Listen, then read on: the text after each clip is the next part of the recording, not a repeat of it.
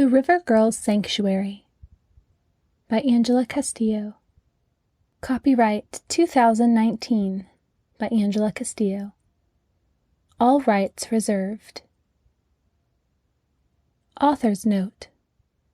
Zelia Bright has been a favorite character of mine for years. I think one of the reasons for this is because she is very much like me in many ways. Headstrong, reluctant to ask for help, but grateful for dear friends. This is a little short story that takes place in the middle of the timeline for The River Girls' Song, the first book in a 4-volume series called The Texas Women of Spirit. All are available on Amazon for Kindle and paperback. April 1888. Zelia tugged another dewberry from its thorny perch and dropped it into an already brimming basket. Spring breezes teased her brown curls, and a grasshopper leapt in front of her with a startled click. She studied the jumbled fruit, deep purples with glimmers of red mixed in. Should we pick more? Suni gestured to the small buckboard with a slim brown hand. We have 2 empty baskets left. Grandma wants to can enough for the year. If we pick extra, my brother said Mr. Bolter will buy a few bushels to sell at the dry goods shop. Goodness knows Mr. Bolter doesn't have time to go gallivanting, as Grandpa Walt says, over these hills after berries. Zelia nodded. I could certainly use the extra money. The early vegetable crop looks promising this year, but money seems to stretch out thinner than a chicken skin. She freed her faded calico dress from where it had snagged on a berry bush. I'm so thankful Grandma Louise could watch Ori for me today. I'd never have been able to gather so much. Suni pulled up the strings of her sunbonnet so the brim shaded her face. A rather futile action, since her Comanche blood gave her skin a rich brown tint no matter how she avoided the sun. Grandma loves Ori, but she's just having a little more trouble keeping up with him now that he's walking so well. Zelia sighed. I know. Even at my age, it's hard to keep up. I don't know how those chunky little legs carry him away so fast. She wiped her forehead with the corner of her apron. Ori's the best little brother in the world, but he's getting braver and more reckless. Why, yesterday he climbed the ladder to the barn quicker than you could shake a stick. My cousins were the same at that age. I used to have to chase them through the cornfield, which was harder when they went 2 different directions. Suni picked up a full basket of berries. I'm taking this to the wagon. We've about emptied these bushes. She pointed through the trees.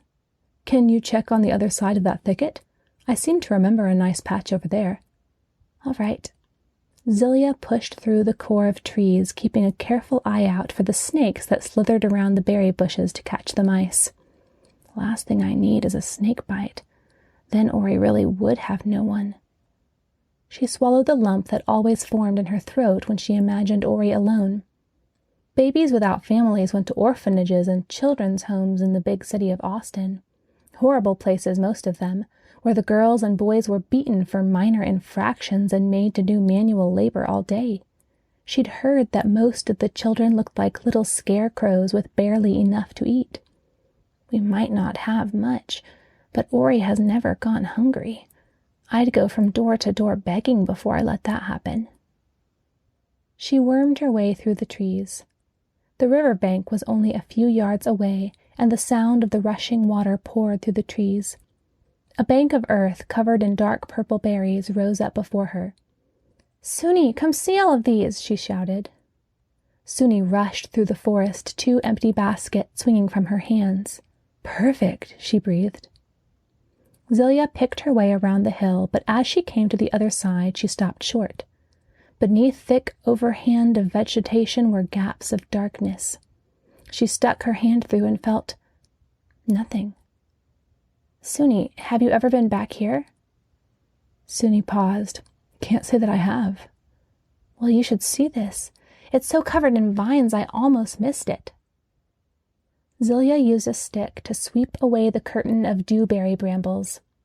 Under a thin layer of earth, the bank was rock, and the side of that rock was hollowed out. The sunlight revealed a perfect little room, high enough to stand in and wide enough for both girls to comfortably sit. Suni ducked inside. This is fun. Her voice echoed on the walls. Yep, Zelia brushed away dirt and leaves and sat on a smooth rock. I wonder if Indians use this hideout. I wish we'd known about this place when we were little girls. Me too. Suni settled herself down on another rock. Look here. She poked the dirt with her stick. This must have been a fire pit once. I think you're right. Someone used it as a shelter. Maybe years ago. Zelia surveyed the room. Well, we might not be children anymore, but I think I'll come back here sometimes. Not too far from the house, and it's the perfect place to come when I need to think. Suni nudged her shoulder. Even with Ori? Zelia folded her arms and leaned back. I think he'll love it.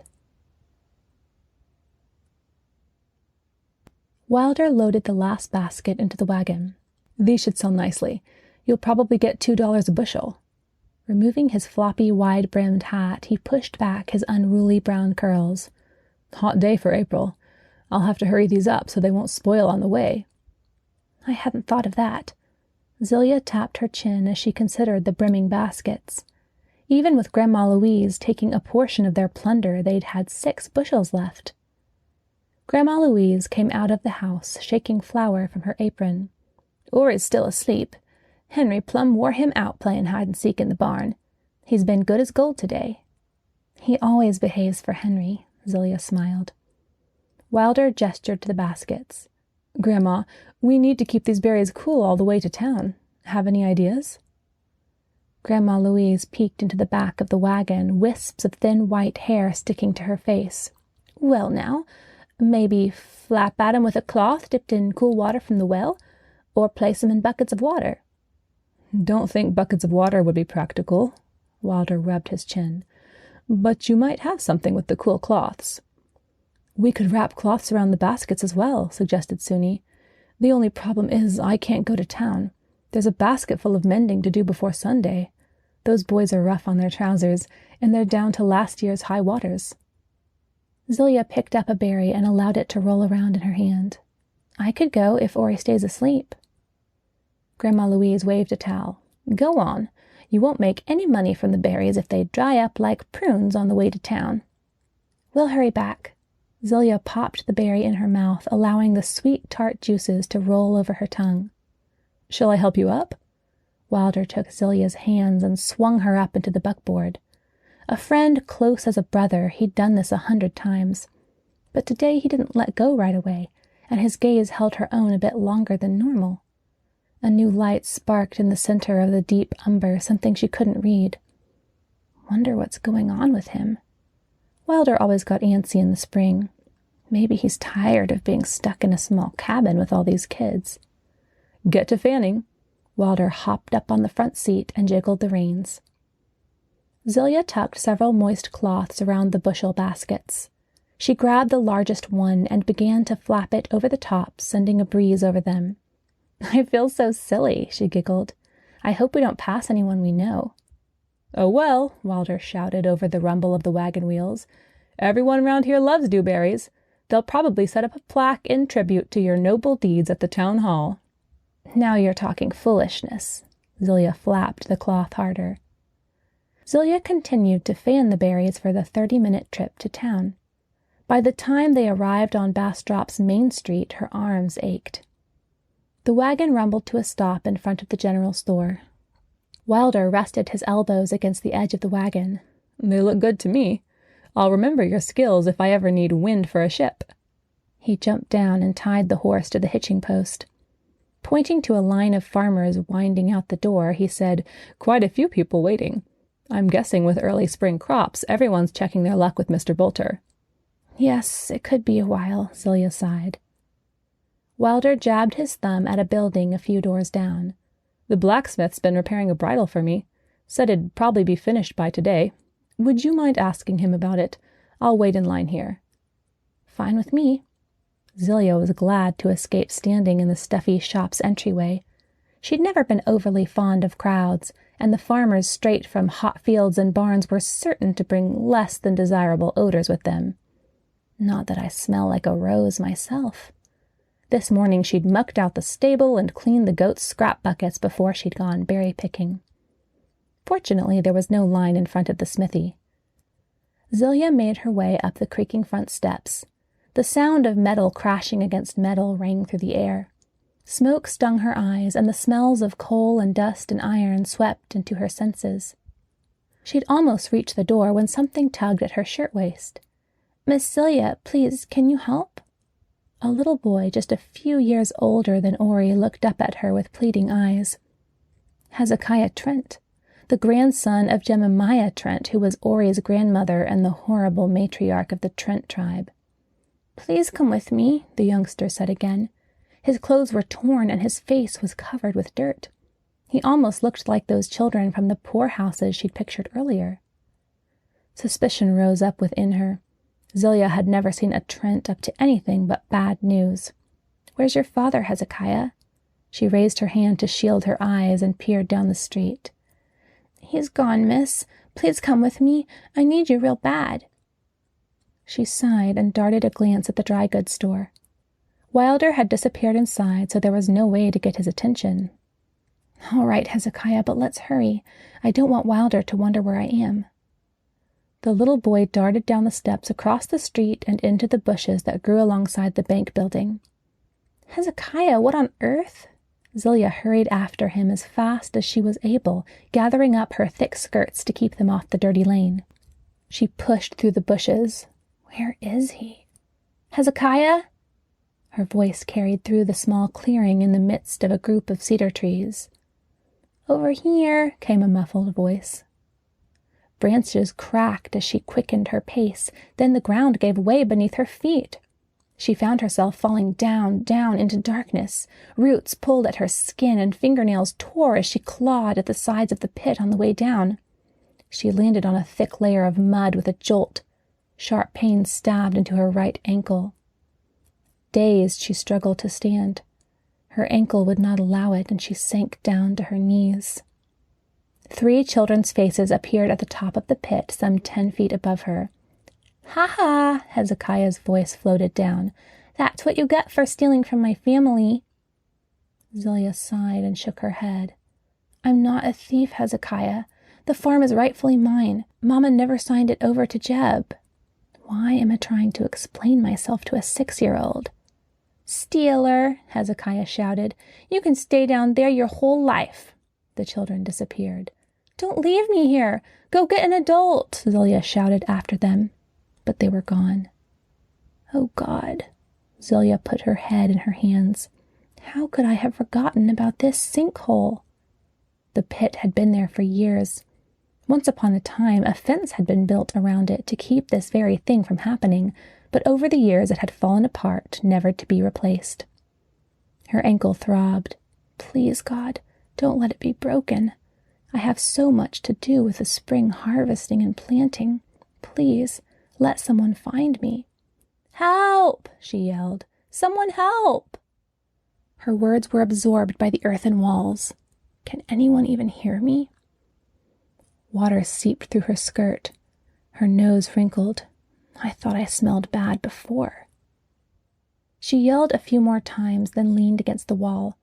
The pain was becoming almost too much to bear. Her stomach rumbled. She hadn't eaten anything but a few berries since breakfast. After a few more attempts to struggle to her feet, she gave up. Resting her head on her arm, she fell into a fitful sleep. "Zelia, Zelia, wake up!" The voice filtered into her dreams. "Mama," she said groggily. She opened her eyes. The daylight that had filtered in from the top of the pit was gone. Stars peppered the entrance. "Mama?" Zelia gazed around her. Of course it couldn't be. Mama had been gone for almost 2 years. She'd died the day Ori had come into the world. "Ori, oh, I have to get out of here. I have to take care of him." Zelia grasped a root in the wall and pulled herself up again. Her ankle was so swollen it felt like it would burst through her shoe, but it supported her weight. "I can do this. I can figure a way out." Gritting her teeth, she felt along the sides for more of the roots that had torn her skin on the way down. A thick one held true. The pit was narrow, and she was able to rest her back on one side while pushing with her feet on the other side. Using roots as a support, she made her way up one agonizing foot, then another. Invisible flames surrounded her ankle, creeping up her leg, and her waterlogged skirts added unwanted weight, but she continued. Almost there. Inches from the top, the mouth of the pit widened. Her fingers scrabbled for another root, a rock, anything to pull up a tiny bit further. God, please, please, she cried out loud this time. Zelia! A female voice, not her mother, real, true, and hovering over the hole. Please, please. She braced herself against the crumbling wall and shouted with all her strength. Here! Twigs and branches rustled overhead and torchlight flooded into her eyes. Zelia? Suni's concerned face popped into view. Oh, Zelia, we thought we'd never find you. Suni yelled over her shoulder. She's here! Over here! Hurry, Suni, I'm slipping. Oh, goodness, of course. I'm going to lay flat on the ground here. Give me a minute. Suni disappeared, and Zelia figured she was placing her torch in the earth. A moment later she was back, her strong hands gripping Zelia's arms. I think I can pull you up. I can at least keep you from sliding, Suni gasped.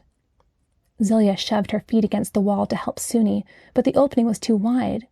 I can't make it, she panted. My ankle hurts. I'm going to fall back down. No, you're not. Wilder reached down and grasped Zelia's shoulders. Tingles ran down her shoulder blades, and she sagged with instant relief. With a giant heave, brother and sister pulled her out of the pit. Thick grass cooled Zelia's cheek as she lay, gasping on the ground. Wilder smoothed her hair from her forehead and looked her over, his brow furrowed. Are you hurt? You said something about your ankle. I think it'll be okay, said Zelia. How on earth did you fall down there? Suni asked. The Trent kids covered it up and lured me over here. Those little scamps. Wouldn't be surprised if Abel put him up to it, Wilder scowled. We've been looking for you all day. A lady in town said she thought she'd seen you head for home. I was surprised you'd left without me, but I knew you were anxious to get back to Ori. When I got to the cabin and you weren't there, we started searching the path on the way back. The town's been looking for you for hours, Suni said. I'm sorry everyone went to so much trouble. Zelia rested back in the grass. Pinpricks of pain ran up her arms from her raw hands. Let's look at that ankle. Suni tugged at her shoe. Goodness, I think we might need to cut this away. She drew a knife from a sheath on her belt and began hacking at the leather. Oh, I can't afford a new pair of shoes, Zelia groaned. I have a pair I outgrew before I wore them out. Suni pulled away pieces of leather. Though her fingers were gentle, every movement brought new jolts of pain. Suni shook her head. The doc's out looking tonight. I'm going to wait for him before I mess with this any more. Wilder waved his lantern through the trees. Over here, he called. Clusters of light bobbed in answer. He knelt beside Zelia. Everyone will be glad you're safe. He smoothed her tangled hair back from her forehead. I'm glad you're safe. His voice was so quiet, Zelia almost didn't catch the words.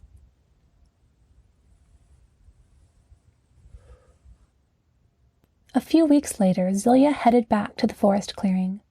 Her ankle had been turned badly, but after a few days of rest, the pain had almost gone. Now she only hobbled a little. Hezekiah had been questioned about the pit, but he swore up and down he didn't know it was there. His grandmother had given him a good scolding in front of the townspeople, but Zelia had seen her slip Hezekiah a licorice stick on the side. I'll never trust a Trent again, that's for sure. She and Ori slipped through the thicket, wading through knee-high wildflowers that perfumed the air with their sweet, powdery fragrance. Ori's chubby fingers were wrapped around her hand, and he bounced beside her, a grin covering his freckled face. Occasionally he would jabber about something he saw on the path in his own baby language, sprinkled with an intelligible word or two. Silly, rock. Silly, bug. I know. She ruffled his mop of blonde curls. There's lots of fun things to see, Ori. Finally they came to the bank she'd found before. She pushed away the overgrowth and led him inside. Oh, silly, dark. I know, Ori, but look how nice. The smooth stones had been covered with old shawls Zelia recognized from Suni and Wilder's house. A pile of firewood had been stacked against one wall, and the fire pit had been cleaned. A basket resided in the corner. When Zelia peeped in, she saw a tin of crackers, a small tinder box, and a jar of dewberry preserves. Oh, Ori, Suni must have stocked this up as a surprise. She started a little fire in the pit to chase out the spring dampness, and she and Ori sat down to a little feast of crackers and jam. As they munched in contentment, Zelia bowed her head. God, even in my crazy life, I thank you for moments like these, for me to just be. You truly are my shelter in the storm. The end.